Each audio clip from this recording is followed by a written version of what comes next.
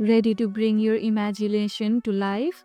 Let's create a 3D model in Blender. First, start by opening Blender in your device. In Edit menu, use vertices to form the base of your model.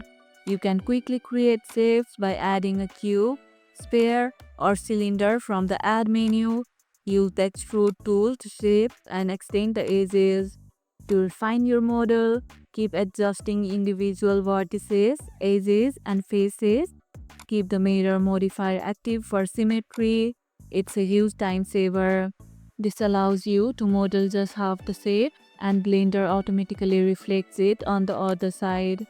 If things feel messy, use Ctrl+J to undo any changes and start fresh.